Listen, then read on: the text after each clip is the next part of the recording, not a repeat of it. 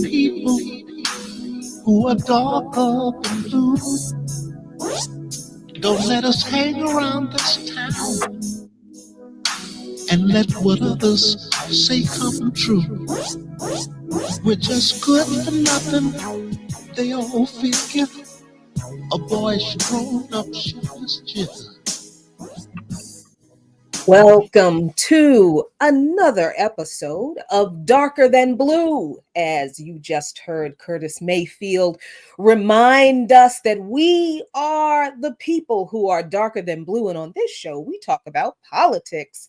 For the people who are darker than blue, I am Jackie Lukman, and you are listening to Darker Than Blue on WPFW radio in Washington, D.C., 89.3 FM on your radio dial. And it is Friday, January 3rd. It is a new year. Woohoo! It's literally just a couple of days past the old year. But you know what? We were already met with just chaos at the beginning of this year. The very first day of the year, there were some attacks that were carried out that I think at first nobody thought that these things were connected, and we still don't have a whole lot of information about them being connected. But I'm sorry, y'all. There's a little bit too many coincidences involved in these two attacks for them to be coincidences. So I have a feeling that these things mean something, but what, I don't quite know. But I think we need to talk about what's going on, at least the information that we do know about these attacks. Weird. And I do feel like I have to give my disclaimer at the beginning. I am not trying to say that I have the definitive answer on whatever is going on with these. I have all of the information that you have, that we've all gotten from the corporate media. But then there are some tidbits of information within that information that we kind of glossed over, that the media kind of slid under the door a little bit, that I have been I've kind of been enjoying myself connecting the dots, because if you really look at these two horrific incidents, there are dots to be connected that I think if we don't connect them, we're going to find ourselves in a big old trick bag like we did not too long after 9/11. So let me talk about a couple of things. All right. So first of all, the death toll in New Orleans is now 15, with 30 people injured. And as I said, some things are a little weird, and they were weird from the beginning, from the very first beginning of the reporting of the incident in New Orleans, because if you recall, the media reported that the FBI claimed that there was a Black foreign terrorist organization's flag found in the truck of the person who drove into the crowd in New Orleans on Bourbon Street on New Year's morning. Now, yesterday when I did Talking Points, I called it an ISIS flag because a couple of outlets did call it an ISIS flag. And when the media says Black flag of a terrorist organization, come on, you thought it was ISIS too. Anyway, so I called it an ISIS flag because that's what a couple of the media outlets did call it. And that was the very strong suggestion. But then I kind of thought, well, that's weird.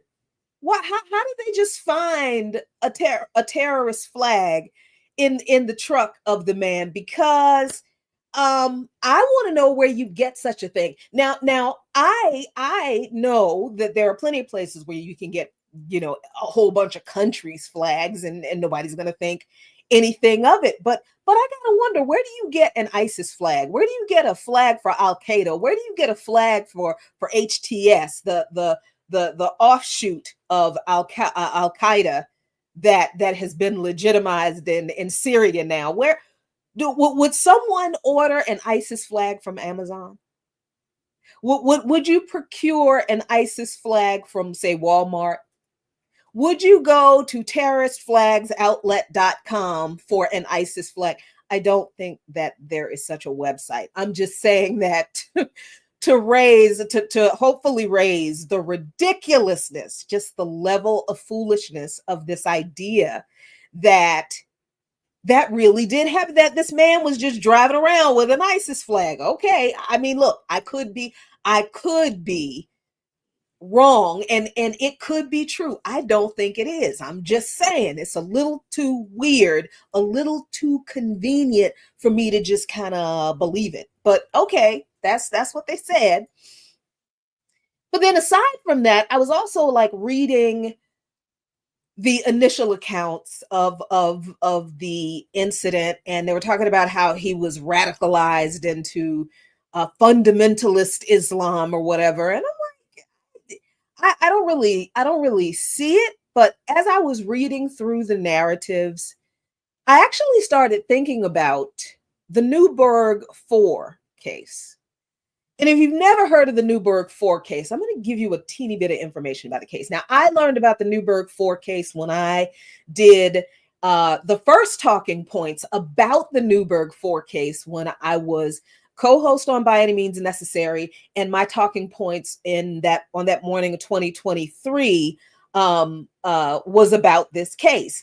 And the issue was the issue of the case was that 4 men, all Black, were convicted in 2010 of allegedly colluding to carry out terrorist acts in the United States. But the problem was they were literally set up by the FBI.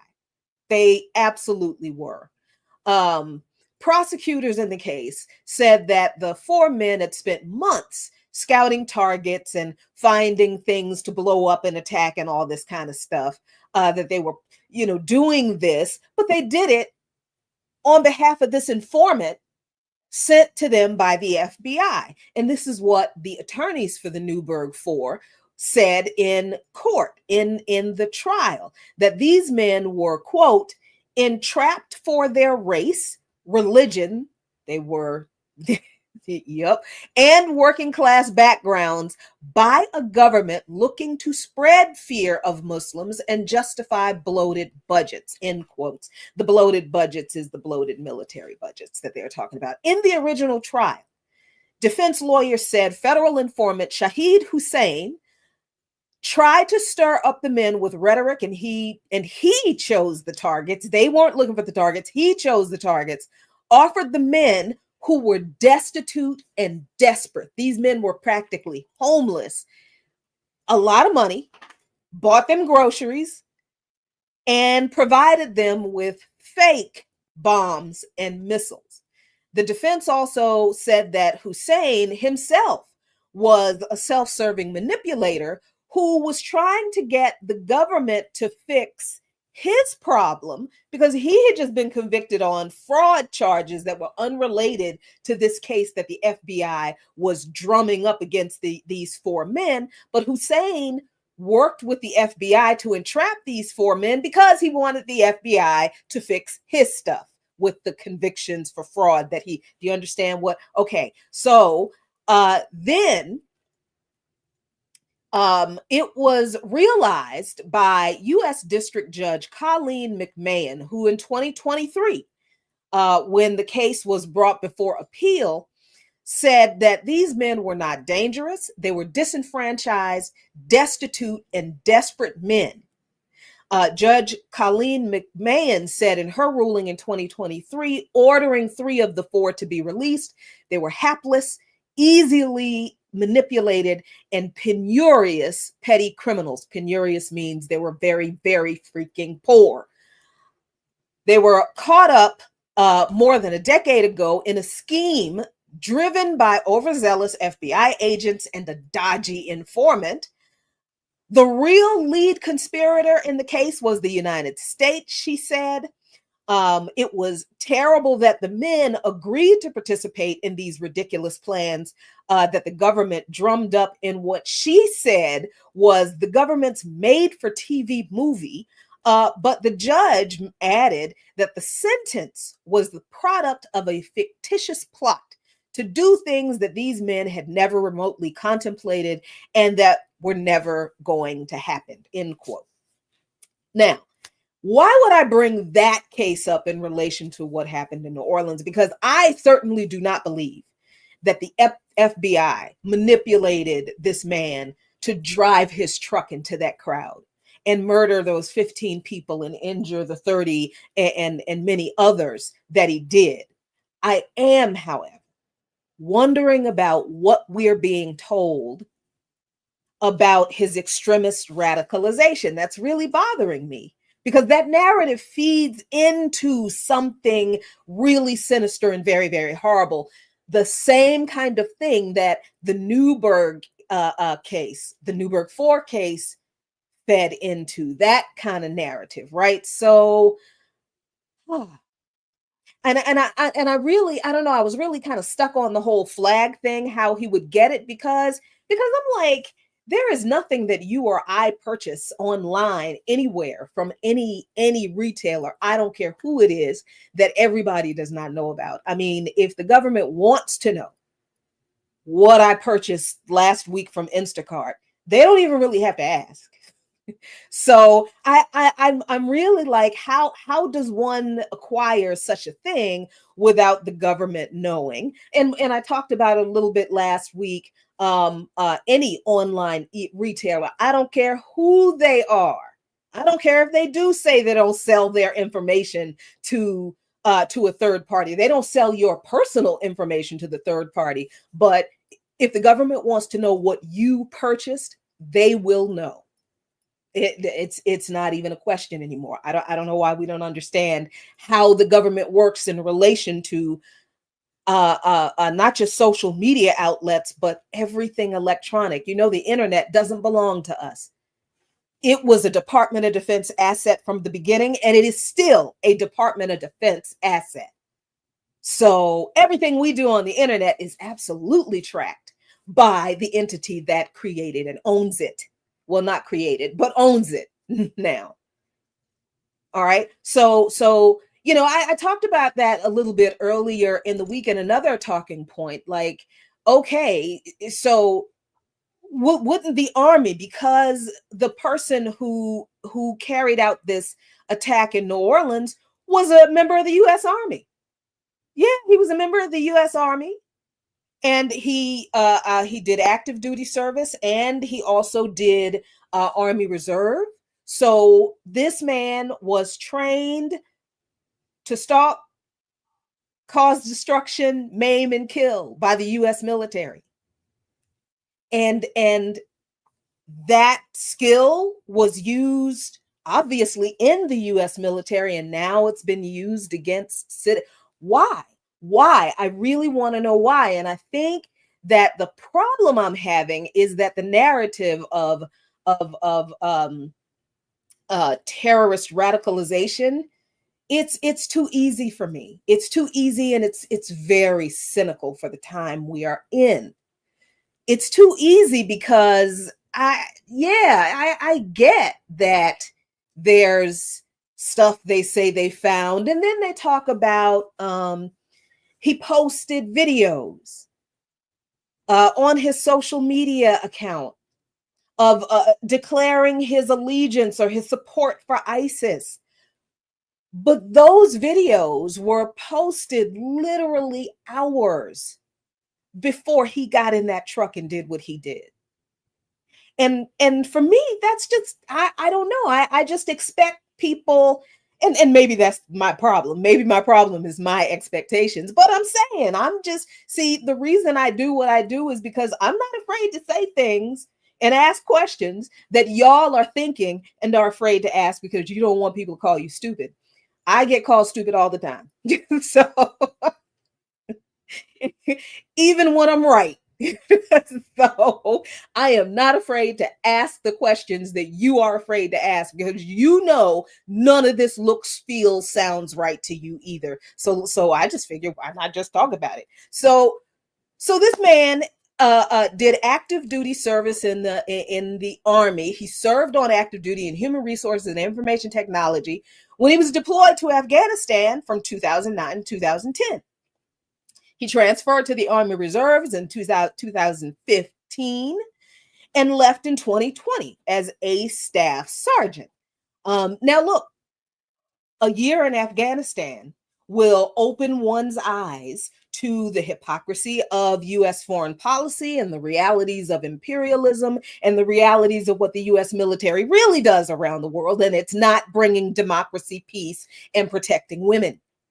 I fully believe that a year in Afghanistan will change people's perspective. And I know that is true because I know a couple people who came out of the military and joined veteran peace organizations because of what they saw in Afghanistan or because of what they saw in Iraq, right? So I'm certainly not disputing the possibility, the potentiality. And again, got to give a little disclaimer.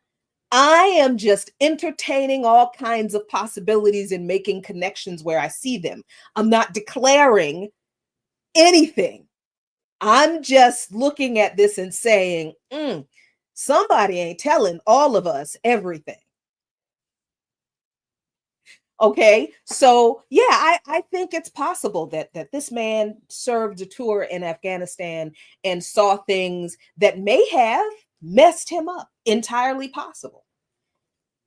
However, there is some more information that causes me to wonder if this could be something else and not the narrative that the media and the government are trying to push with this incident, because Shamsuddin Jabbar, this is the person who carried out the attack in New Orleans, grew up in Texas, so he's a citizen. So you know all this. Ooh, he was radicalized by the fundamentalist Islam. He's not. He's a citizen. So okay, so I know some people were thinking that when they heard about the flag and they heard his last name, they're like, oh, he's one of those immigrants. He's not. All right. He started a real estate business and made $120,000 a year for one of the world's largest consulting firms. Court records show that he was making about $10,000 a month.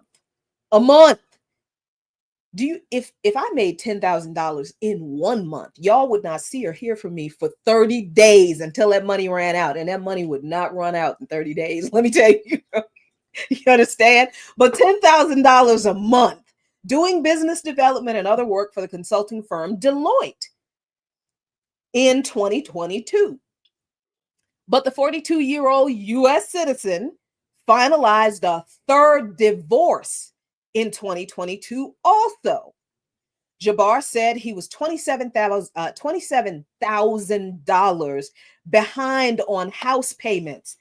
$27,000 behind in his mortgage. So that meant now because he had been divorced several times, I don't know which house payments we're talking about. I don't know if we're talking about the house payments on his mortgage or the house payments on his ex-wife's mortgages, because I don't know. We don't know if he is paying the mortgage on the ex-wives' homes as well as his. We don't know, but he is $27,000 behind in house payments. That's what CNN reported. That's their words.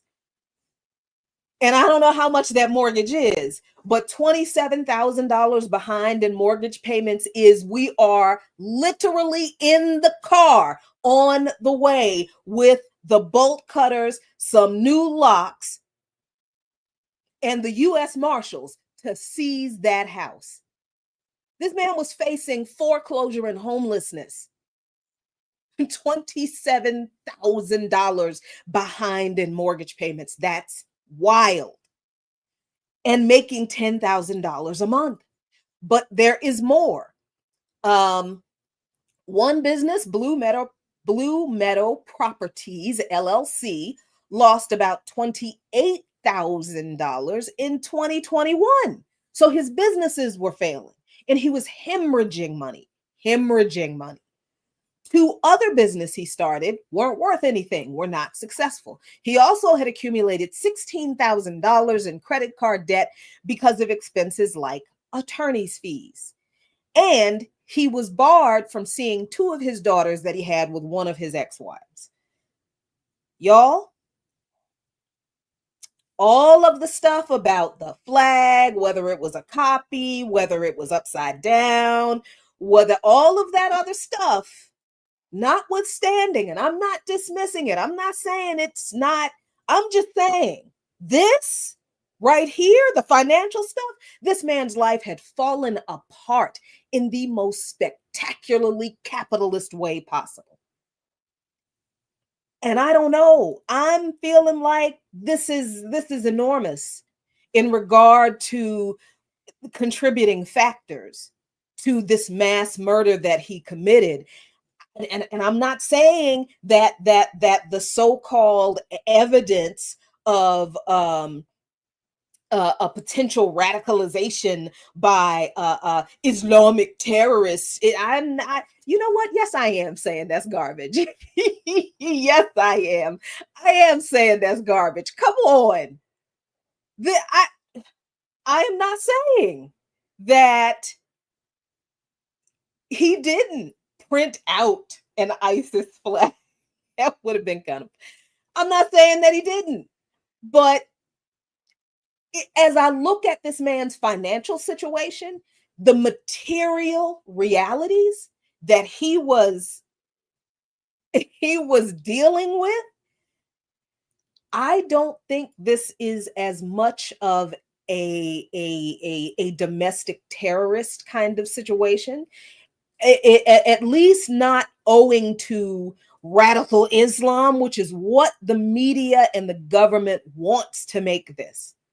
And if he did put these items on his social media hours before he goes out and gets in his truck and does this heinous thing, if he did print out this flag and put it in his truck and put it, okay, yeah, he did that to misdirect people. He did that as a deflection. And I'm not sure what kind of support or treatment he did or did not get from his service in the military and from the things that he had been going through. We know that the U.S. military is notoriously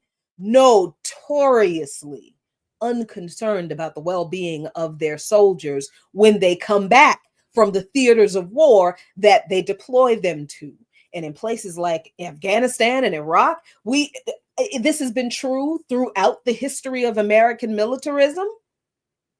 But haven't we seen it so much worse in the modern era of the forever wars? Because while the US government and military has committed atrocities all over the world for decades, centuries, it's really been centuries.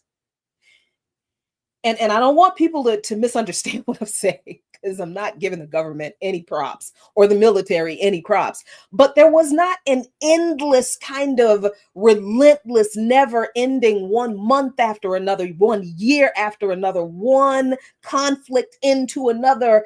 There was a little bit of space in between the invasions and the coups. There was a year or two in between the push for imperialism into a new country.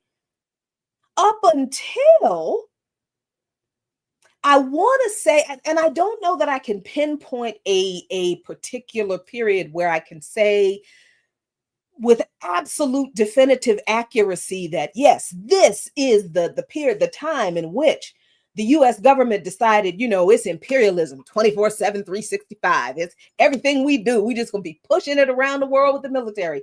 I don't know when that began, where it was a never-ending war footing that the US military through the government adopted. But I really do believe that Wesley Clark, former General Wesley Clark really gave us a big old insight into when that might have occurred.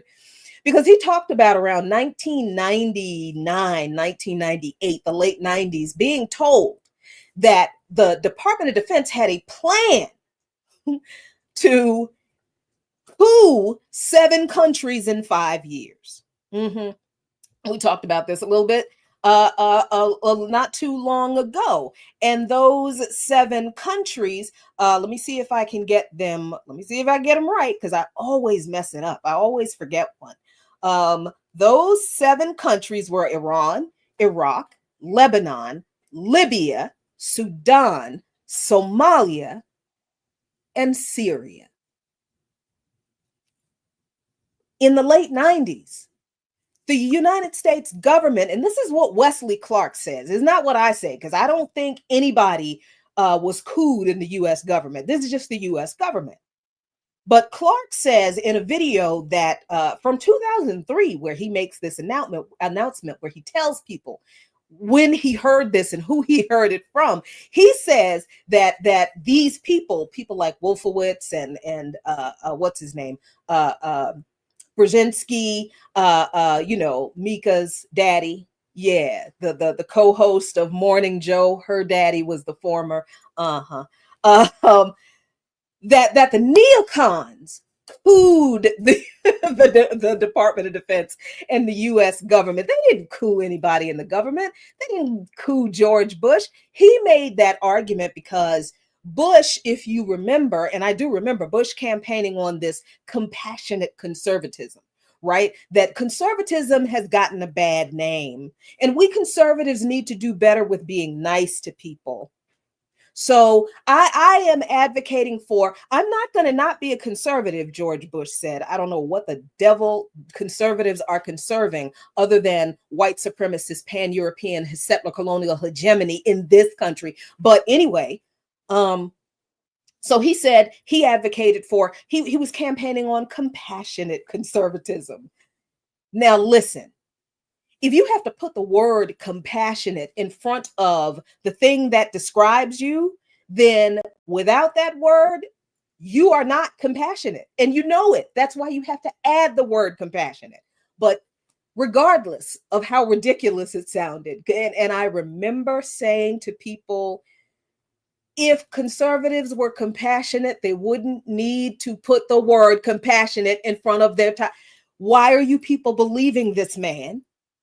But people did, and especially the church folks, the Black Christians. Ooh, we loved ourselves some George Bush, because that man gave mega churches money, and that is the point at which a lot of Black mega churches stepped away from saying anything political, because they were taking money from the Bush administration and his faith-based initiatives program. Ooh, that's a whole nother 2-3 shows just talking about that. But that period of time when George Bush ran for president and he was peddling that compassionate conservatism foolishness, when he was campaigning on scaling back U.S. military involvement in other countries. Because, he talked about how, yes, the U.S. has been the policeman of the world and we don't need to be because nobody asked us to be. And sometimes we haven't done the right, never actually, admitting we're a bunch of imperialist genocidaires. We steal people's stuff and we oppress people for free and forced labor because we're settler colonists, just like the Israelis. They're never going to say that. Never going to say that, but that we know that's what it is. But Bush campaigned on this idea that his conservative Republican presidency would be more compassionate than other Republican presidencies. And yeah, it wasn't, because according to Wesley Clark, because people still want to give Daddy Bush all this credit for being a nice guy and not as bad as the other people, like people needed to give Jimmy Carter credit for. I got to wait till next week to talk about that. Good grief. But no, Wesley Clark is saying that these people who took over the government, basically they cooed Bush, because this was not what Bush wanted. And they did the exact opposite. Oh, please. George Bush was completely happy with this invading 7, not just invading, cooing and destroying the governments of 7 countries in 5 years. Now, with a mandate like that, and it didn't get done in the first 5 years that the plan was implemented. Didn't it get done in the second 5 years that the plan was implemented? So you know they just kept trying. And we are sure that they just kept trying because they just succeeded in Libya. So the endless wars to carry out this plan of coupping and destroying the governments of 7 countries, that's a part of this endless war paradigm that existed, that came to fore in the modern era, I would argue, under George Bush the first. And a part of that endless war paradigm was also the global war on terror. Right?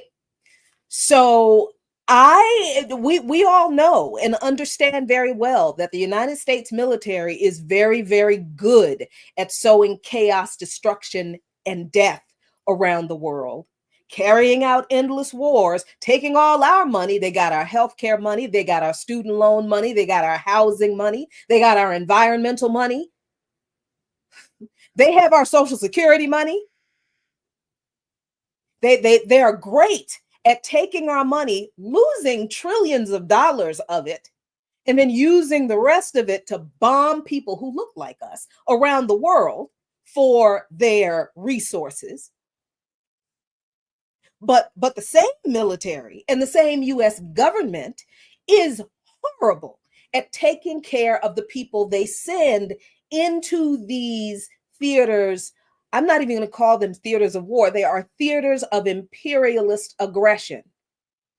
They are theaters of imperialist, of Yankee gangsterism. And these people go into these countries like Afghanistan and carry out the insane, inhumane, awful, degrading, disgusting, murderous policies of the US military and the US government. These people see things that I am sure impact them mentally in the worst ways. And then when they come back here, what kind of mental health support do they get? The kind that causes a lot of veterans to end up homeless and suffering from substance abuse disorder. They don't get the kind of mental health help that they need. So it is entirely possible that whatever was going on in Jabbar's life, it's entirely possible that all of these other things that were these things that were discovered in the beginning of the incident that they were reporting on that seemed a little strange, maybe he did throw that in there because he has an anger toward the US government. But maybe that anger toward the government might be about the lack of support he received from them to deal with everything that he was going through after he gave his service to this government and had to be exposed to the things that he probably saw in Afghanistan that he didn't want to see. I don't know. I'm just looking at this and I'm like, man, how come I can sit here and ask these questions that I'm sure everybody is asking? Well, most people who think and who already know how much the government lies, right? I'm hoping that I am not the only person asking these questions, because I hope people do not believe what the media is saying, because what they are telling us is not, and the way they're telling us some of this stuff is not adding up. But we have to take a little station break right now. So our engineer, I'm sure, has queued up a fantastic promo. So let's get to that.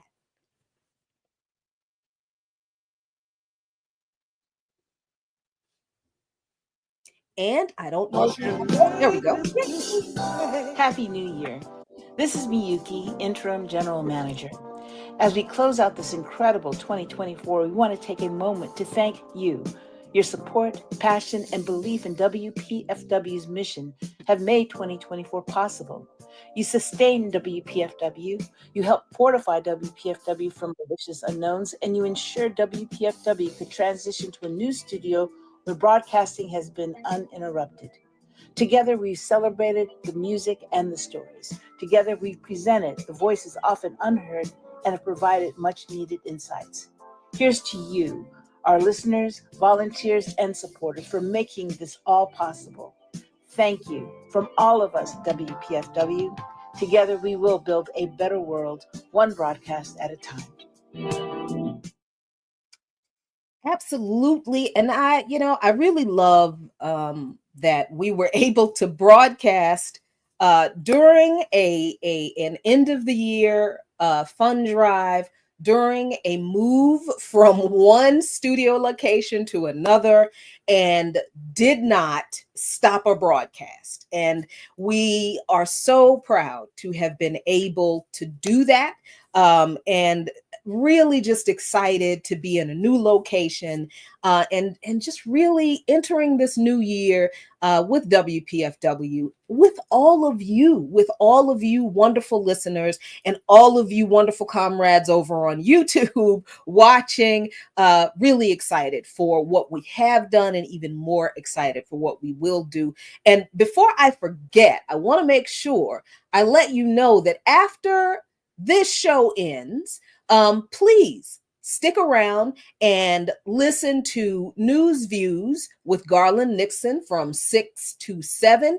And then after that, WPFW does one of the things that I love and respect the most, and that is present to you not just all of these different political perspectives, but also the myriad genres of music and wonderful music, good music, real artists' music, musicians' music, and music for people who love music. Because after News Views, you should be kicking off your shoes and getting your glass of wine, listening to Robin's Place with Robin Holden. Then you should listen to Meeting in the Ladies' Room with three dope lady DJs, DJ Abby, DJ Rita Burns, and DJ Housecat. And then after that, it's back to Paradise with Byron B. Note Brown and Derek D. Train Coleman. I love Friday night music on WPFW. And then I get up the next day and then I listen to Don't Forget the Blues and all of the hip hop shows that WPFW is as well known for its fantastic music presentation as it is for its public affairs and social and political programming. And I am so glad that we are a part of it. So listen, let's get to the rest of this story because it is, of course, not over. And there are more questions. I have so many questions. But okay, since we did talk about Afghanistan a lot with Jabbar, do you also realize that Afghanistan, and there are some other connections between the other attack that happened in Las Vegas? It's true. Let me tell you how really quickly. Matthew Allen Livelsberger, who was 37, from Colorado, died in the incident on New Year's Day in Las Vegas, injured 7 others when he blew up a Tesla Cybertruck outside of the Trump International Hotel in Las Vegas. Law enforcement officials are still trying to figure out why he did this. They don't know. And they're really perplexed because the details about this man are very interesting. So despite the explosion happening outside of a Trump property and in a Tesla, Livelsberger, according to his family and friends, was a big fan of Trump. They don't think he had any animosity toward Elon Musk, although I think we all should have animosity toward Elon. But anyway, okay, so according to friends and family, he didn't have he was politically aligned with Trump and Musk. So even though he was not affiliated with a political party, according to the Colorado Secretary of State voter registration database, hold on. So he wasn't even registered to vote. And we got to deal with these people every doggone 4 years beating us over the head about voting for, and you got people in the military ain't even registered for. You need to go beat them up first if they're not registered. Okay, I digress. Let me go back to, so he wasn't registered to, or at least he was not affiliated with a political party in Colorado. He was an active duty U.S. Army Green Beret. So he wasn't just a dude. He wasn't just, what is it? Infantry. He wasn't just a grunt. All right. He was on leave from his base in Germany at the time of the blast. And the blast was carried out with a combination of fireworks, gas tanks, and camping fuel in the bed of the vehicle that was detonated. Now, this is very important. I missed it the first time I read it. I absolutely missed it the first time I read it. They were detonated by a device controlled by the driver. Let me read it again. A combination of fireworks, gas tanks, and camping fuel in the bed of the vehicle detonated by a device controlled by the driver, sources told CNN. CNN reported this. According to law enforcement, he died of a self-inflicted gunshot wound in the driver's seat shortly before the explosive in the trunk of the Tesla detonated. Only the driver could detonate the device. But the driver shot and killed himself before he could detonate the device. But the device detonated after he died. And is it me? Or does that not make sense? Now, again, I could be wrong. I could be reading something wrong in here, even though I have read this now 10 times. I counted. I could be wrong. This could be a simple issue of a writer not writing facts well. This could be a proofreading, a proofer just missed this and didn't ask the question, wait, how could this be? This doesn't make sense. Could be. But as this is reported, this doesn't make sense. And you know what this reminds me of? Everything reminds me of something else that doesn't make sense. You know what this reminds me of? Gary Webb. You need to go look that up. So, the other things that the two have in common, and even CNN admitted that the Las Vegas explosion and the deadly attack in New Orleans do have some striking similarities. Like both of the subjects served at Fort Bragg. Now, Fort Bragg is called Fort Liberty now, and you're going to have to look up Fort Bragg and who the base was named after to understand why they had to change the name of that base after all this time. But both of them served at Fort Bragg. Now, the media makes it clear that they don't know if they served at the same time at Fort Bragg or in the same unit. They're sure they didn't serve in the same unit. They don't know if they served there at the same time. Fort Bragg, well, Fort Liberty. It's called Fort Liberty now. Fort Liberty is an enormous military base. Enormous. All right. So is it possible they were there at the same time and didn't have any connection with each other? It's entirely possible. Yeah, it's possible. But I think it's more than a coinkydink that both of these people who committed violent attacks on the same day in different places in the country, completely different places, not anywhere near the same state, not even on the same side of the country. They both served at Fort Bragg, and they're both in the Army. They both served at Fort Bragg. Okay, if it was just that, I wouldn't be talking about this. But it's not just that.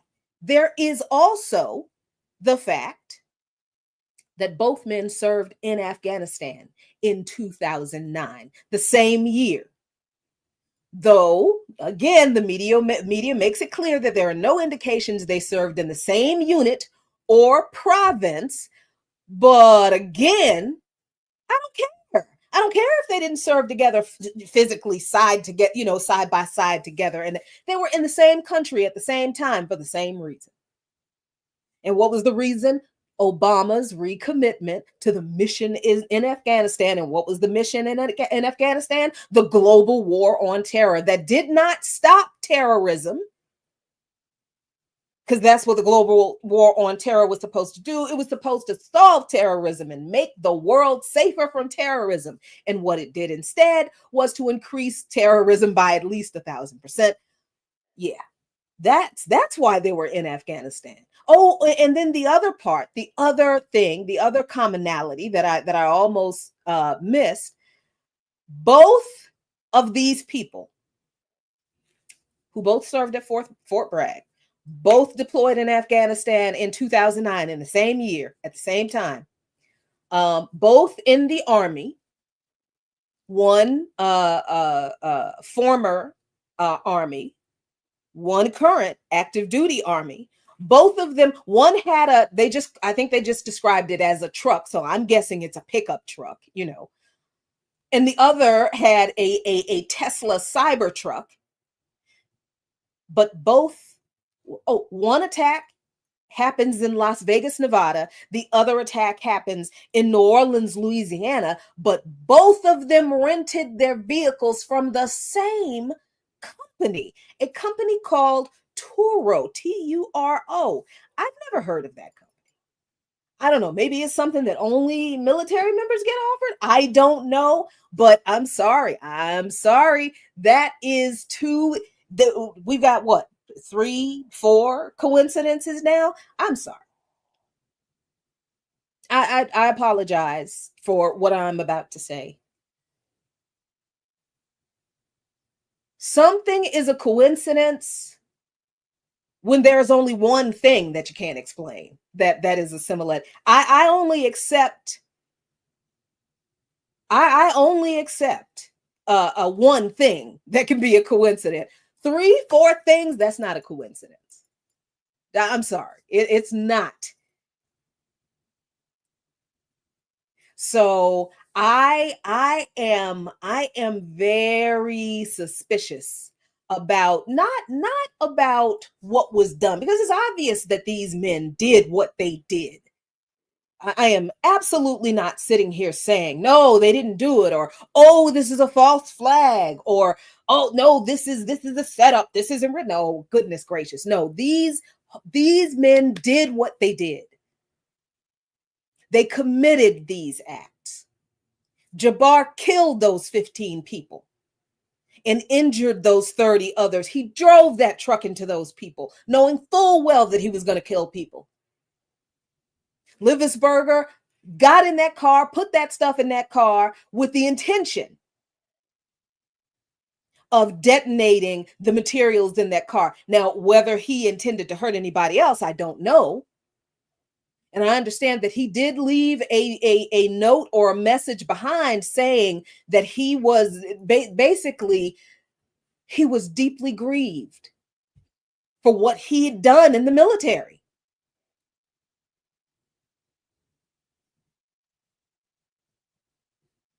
So I'm not at all taking away from these people what they have done. I am not suggesting that somebody else did these things. What I am saying is that very quickly, the media tried to shape the incident in New Orleans as a domestic terror incident that was akin to the people the government is fighting in Syria and in Gaza, because they're all terrorists in Gaza, and they might as well be ISIS as far as the U.S. government and the media is concerned. the people that the military is fighting in places like Somalia, in places like Sudan, in places like Syria. Well, those people are now influencing members of the military here in the United States. And that's why this man did what he did in New Orleans. That's the narrative that the media pushed out on January 1st and 2nd. And then what happened in Las Vegas happened. And then they kind of had to backtrack on like, wait a minute, wait, oh. And then they had to kind of downplay the connections that these two men had, because those connections kind of throw that narrative they started with away. Especially when you dig into the other issues that Jabbar was dealing with in his life, and you look at the situation with Livisberger and what he said about why he took his own life in the way that he did.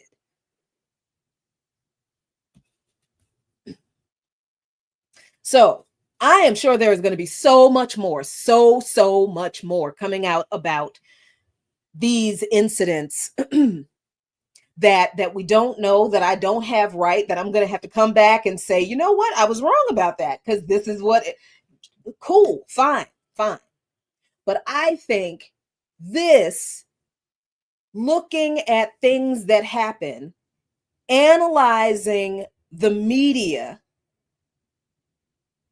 and what they say about these things that happen, and then analyzing what the media says. That's what this is to me. This is an analysis of what the media tells us about what goes on domestically and in the world. Not about whether these two men did what they did. Yes, they did. Yeah, they did. But what has the media been telling you about it? They've been trying to get you all riled up again about domestic, fundamentalist extremist terrorism, so that you can consent to the kind of continued repression of our Muslim and our Arab brothers and sisters, the surveillance of their mosques, the interrogation and the rounding up of Muslims and Arabs that we saw after 9/11. That narrative is still used, just like it was used with the Newburgh 4.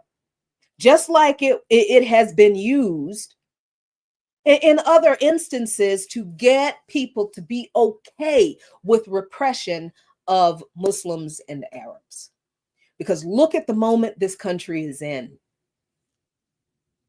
Nobody in this country, well, I'm sure there are some people in this country who love the militarism that this country is going on. Oh, you've got you've got Luigi Mangione, and nobody's mad at Luigi but the government and the CEOs.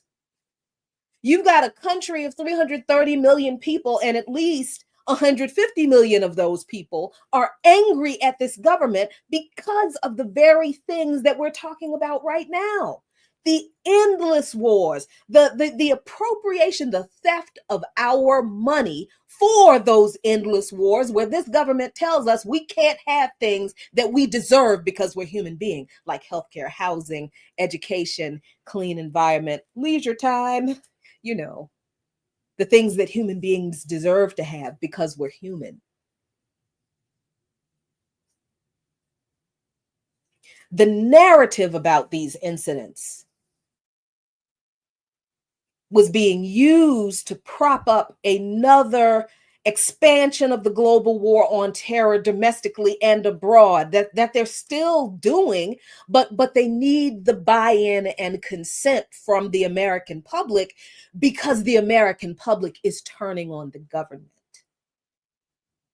That's what I think. That's how I see it.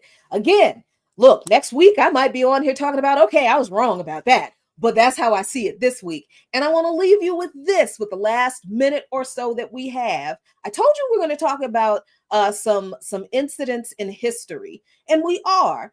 And I really want to talk about this. January 1, 1863, the Emancipation Proclamation. The Emancipation Proclamation took effect on January 1, 1863. Who did it emancipate and who gets credited?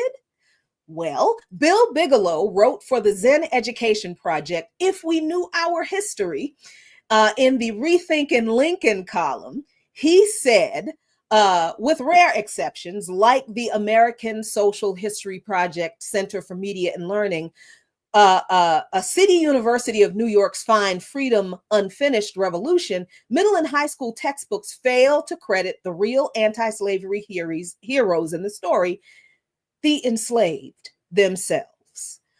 So let me, so there is an aspect of this,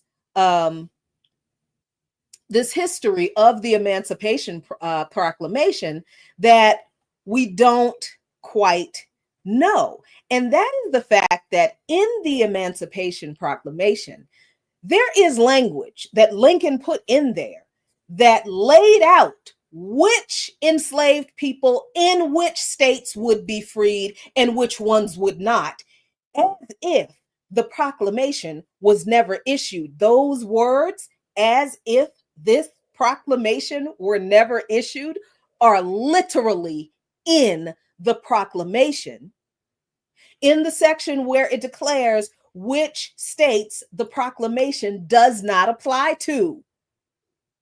And I do not mean, Yipper, that it wasn't Lincoln. I mean that it was Lincoln who did it. So the idea that the Emancipation Proclamation was Lincoln's great love letter to the Africans, please stop. Please stop. Stop it. In 2025, stop believing that. Stop saying that. Stop saying Lincoln freed the slaves, because he wrote in that proclamation that there are some people who are enslaved in states that are not rebellious to the Union.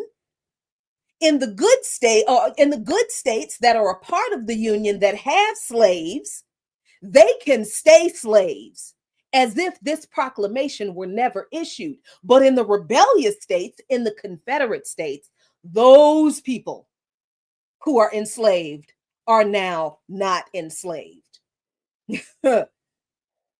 So can we please stop saying that Lincoln freed the slaves, because even he said he didn't. And that's my time for Darker Than Blue this week. Join us next week for another fantastic show. Peace if you're willing to fight for it. Peace.